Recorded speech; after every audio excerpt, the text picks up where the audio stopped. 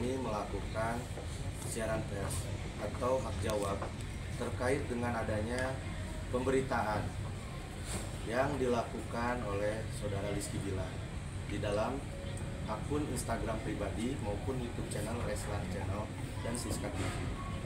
Nah, beberapa hari ini kejadian itu terjadi ketika bulan Agustus. Kami dengan Pak Boni sudah berkonsultasi mendapatkan surat kuasa tanggal 25 November.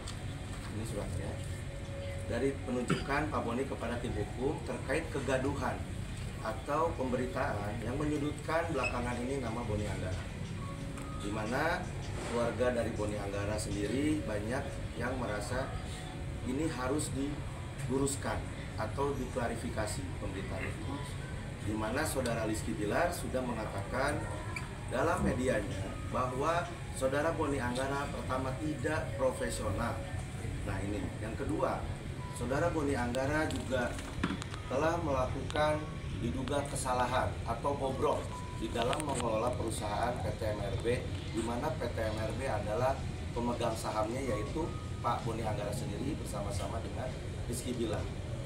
Nah ini sesuatu yang harus kita sampaikan dan kita luruskan. Kenapa? Karena sampai sekarang berita tersebut banyak pertanyaan dari netizen dan juga dari dunia maya kepada Boni Anggara dan juga akun dari sosialnya. Nah, itu makanya hari ini kami melakukan hak jawab sekaligus mengingatkan kepada sahabat kita, teman kita, yaitu saudara Rizky Bilar untuk mencabut atau meminta maaf ya di dalam medianya terkait dengan pemberitaan nama Boni Anggara. Karena satu terkait dengan prosesnya yang disambutkan oleh siapa? Rizky Bilar itu kepada Boni Anggara, dia sudah mengikuti apa yang diinginkan oleh rapat komisaris di dalam PT MRB ya. Dan sekarang sedang berjalan auditnya. Untuk itu jangan dulu terlebih membuat gaduh atau membuat kisruh terkait dengan pemberitaan ini. Baik dengan pemberitaannya Boni Anggara adalah tidak profesional, yang kedua pemberitaan Boni Anggara yaitu bobrok atau mengelola perusahaan PT MRB itu bobrok. Sementara saat ini kita sedang mengikuti proses audit yang dilakukan oleh Rizky Bilar. Apapun nanti hasilnya ya, dari kita akan hormat dan tunduk kepada keputusan dari komisaris maupun direksi ya yang ada di perusahaan MRB. Baik, saya kira cukup untuk sebagai pengantarnya. Nanti silakan ada pertanyaan dari Pak Boni Anggara sendiri menambahkan. Jawab ya. Menambahkan dulu dari Pak Boni baru nanti tanya jawab. Sekian teman-teman, terima kasih. Wassalamualaikum warahmatullahi wabarakatuh. Silakan Pak Boni. Ya, selamat malam teman-teman semuanya. Yang pertama, memang cukup menyayangkan dengan atas kejadian hari ini dan juga hari-hari kemarin sebelumnya. Karena yang pertama saya juga sama beliau dengan Kang Rizky Bilar, Dede Lesti, mungkin teman-teman media atau teman-teman yang lain juga tahu bahwa kedekatan kami ini cukup sangat dekat gitu. Saya pribadi menganggap hal itu. Jadi kami menyayangkan atas kejadian ini. Bermula awalnya hanya gara-gara saya komentar di akun Instagram gosip di Instagram gosip tentang berita Rizky Bilar. Sebetulnya akun yang saya sampaikan itu tidak ada sama sekali untuk nyinyir. Nggak mungkin saya nyinyirin teman saya sendiri, partner kerja saya sendiri, nggak mungkin. Karena mungkin digosok sama orang-orang sekitar, sama netizen, akhirnya muncullah Instagram Kang Rizky Bilar. Kang Bilar itu tentang menjelekkan teman saya. Kenapa saya bisa berstatement seperti itu? Karena di akun yang dia capture itu jelas ada nama Boni Anggara. Saya juga menyayangkan, sekali lagi yang pertama beliau menyampaikan bahwa satu poin IO saya tidak profesional. Saya ceritakan dulu kronologis di awal bahwa saya ini mengundang saudara Rizky Bilar secara harga, yang namanya harga deal-dealan antara IO dengan talent itu sudah hal yang biasa. Cuman pada saat itu beliau tidak hadir dikarenakan sakit. Hadir ke lokasi tapi tidak naik ke dalam kegiatan, ke panggung.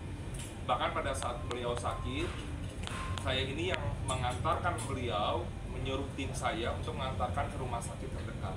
Karena Dede menyampaikan pada saya untuk minta ke rumah saya. Karena saya terlalu jauh, akhirnya saya coba arahkan ke sana. Saya coba untuk datang juga ke rumah sakit untuk ngecek. Tapi karena saya secara profesionalisme sebagai event organizer, ya acara tetap harus berjalan. Tapi namanya kita sebagai pihak kedua yang diutus oleh orang klien yang ngajak kerjasama pada kami, ya akhirnya ya mau nggak mau klien pengennya tampil. Tapi karena kondisionalnya Kang Bilar gak memungkinkan untuk tampil, ya kami bahkan saya pribadi dengan timnya Leslar berdiskusi bagaimana caranya agar fans tidak kecewa, klien tidak kecewa. Akhirnya saya minta tolong sama Dede, untuk sama Listi Kejora untuk bukan menggantikan tapi naik ke atas panggung untuk minta maaf. Nah, hal inilah yang dikatakan bahwa saya ini nyuruh Lesti untuk menggantikan Bilar, bukan, saya cuma minta maaf. Tapi karena memang beliau juga tidak mau dengan alasan beda manajemen, akhirnya saya mau cari solusi yang lain.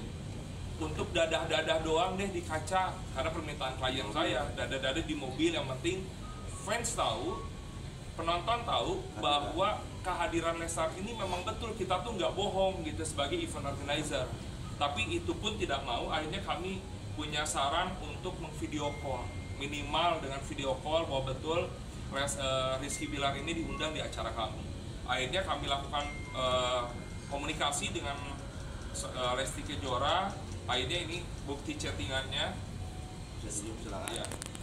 Saya ini jelas meminta video call. Akhirnya dia mengokeykan video call ini. Tapi setelah saya nyampe di atas panggung, nggak diangkat teleponnya. Ya akhirnya juga membuat malu pribadi gitu. Yang kedua juga klien kami kecewa. Akhirnya dari situ ya perusahaan saya meminta refund biaya, karena bukan perusahaan saya yang minta, ya adalah pihak klien kami yang minta. Dan memang saya juga menyayangkan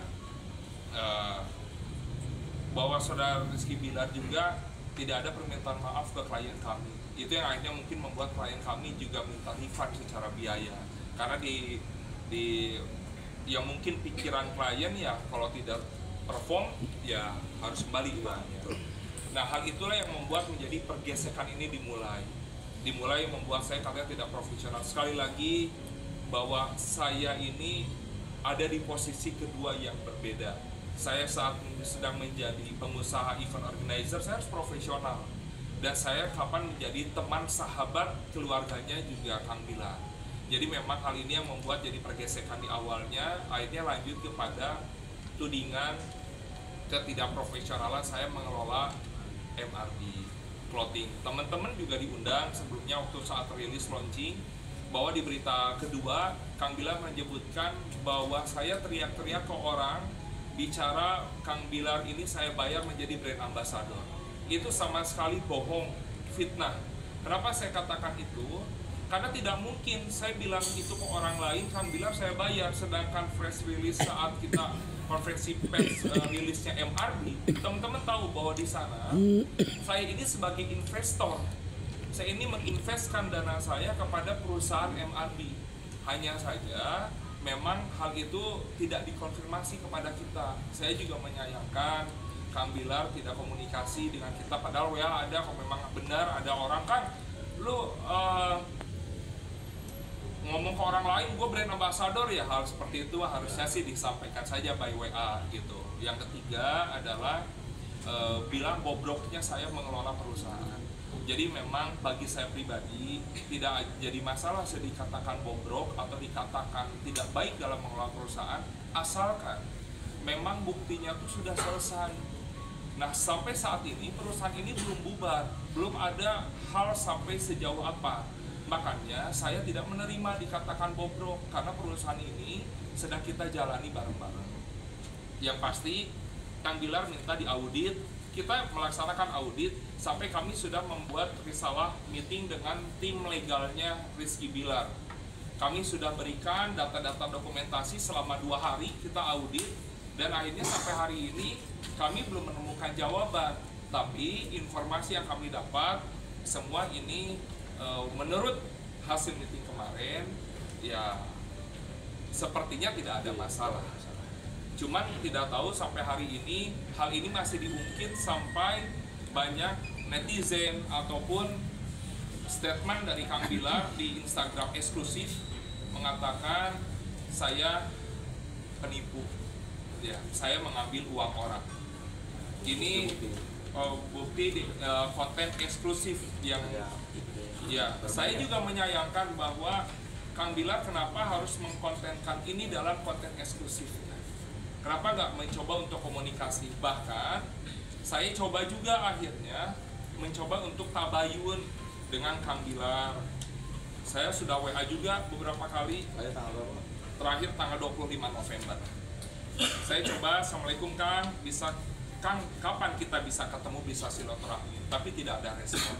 Harapan kami kan sebaiknya hal-hal seperti ini kita bicarakan, tabayun, dan baik-baik juga segimanapun kita dulu adalah teman, dan hari ini juga saya masih menganggap beliau adalah teman saya, sahabat saya.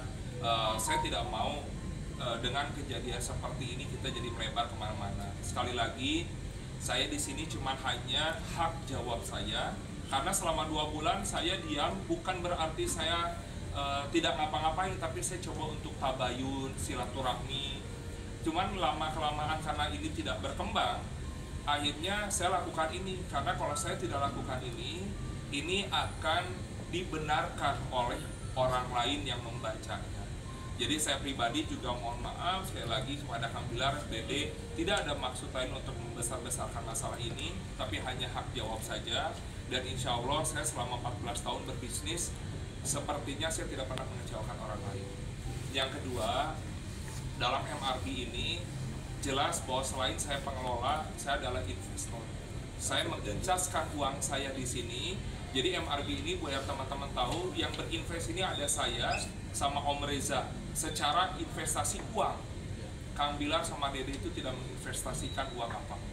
Makanya jika memang ada hal kerugian secara material yang memang dirugikan oleh Kang Bilar, silakan nggak apa-apa komunikasi dengan saya, insya Allah saya ganti. Yang kedua juga ada statement Kang Bilar juga DM beliau ke saya, dipublikasikan lagi kepada konten.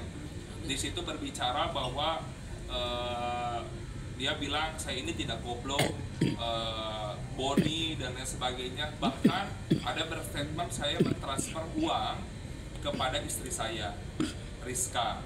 Nah, hal ini saya luruskan bahwa di perusahaan mungkin yang saya tahu bahwa setiap perusahaan ini, pengelola ini atau CEO atau direktur pasti mendapatkan gaji meskipun dia adalah investor. Dan gaji saya serahkan kepada istri saya, karena ya saya juga sebetulnya mau saya transfer besok ke pengacara saya, gaji saya mau saya transfer ke orang lain, ke office boy, ya itu kan sebetulnya hak saya. Tapi kenapa disentil mengambil seolah-olah uang perusahaan diberikan untuk kepentingan pribadi? Insya Allah ini data sebundel sebanyak ini, perusahaan, rekening koran sudah terprint, apapun sudah terprint. Yang paling penting, uang investasi di MRB ini tidak habis, saldo masih ada, saldo di e-commerce masih ada, dan juga barangnya masih banyak senilai 200 sampai 300 jutaan kalau kurang lebih, saya belum cek secara pasti. Jadi saya menyayangkan ada kata-kata bobroknya dalam menjalankan perusahaan ini, padahal perusahaan ini juga masih berjalan. Dan harusnya saya juga berharap ke depan setelah ini kita bisa ketemu, kita bisa tabayun, bersilaturahmi, dan mudah-mudahan dengan cara ini adalah qadarullah bisa memberikan kedamaian. Jadi sekali lagi mohon maaf jika saya juga buat Kang Bilar, Dede punya banyak salah dan juga banyak tidak sempurnanya di mata Kang Bilar dan Dede. Ya mohon maaf, dan saya pribadi juga saya tunggu kita ketemu kapan, kita selesaikan secara baik. Mudah-mudahan statement yang dikeluarkan kemarin di YouTube, channel yang banyak mengungkap nama Boni Anggara, sekarang udah nggak seksi lagi nih. Searching Boni Anggara tuh yang keluar bukan bukan berita baik tapi sudah berita buruk. Kedua juga Kang Bilar juga menyayangkan hal-hal itu juga tersampaikan, bahkan sampai acara terakhir kita sempat ketemu satu stage kita jadi bintang tamu di acara pesta akta kampanye, malah beliau berstatement ke saya diusir sama panitia. Padahal saya ada videonya, dia bicara bahwa saya ini diusir dalam kegiatan disesuaikan di perkataan oleh saudara Rizky Bilar sama Dede. Yang kedua juga mohon maaf buat Kang Bilar kalau memang saya juga kalau ketemu suka video-video IG story atau apapun, karena saya menganggap mereka adalah idola saya. Saya menganggap mereka saya kagumi sebagai partner kerja saya. Jadi kalau memang Kang Bilar sama Dede merasa terganggu dengan saya suka IG story, suka pansos, mohon maaf saya katakan sekali lagi. Jadi ini juga jadi pembelajaran bagi saya bahwa memang saya juga tidak akan mungkin lagi melakukan hal itu ke depan jika memang bagi mereka itu membuat tidak nyaman. Mungkin begitu sih dari saya. Terima kasih. Ada pertanyaan?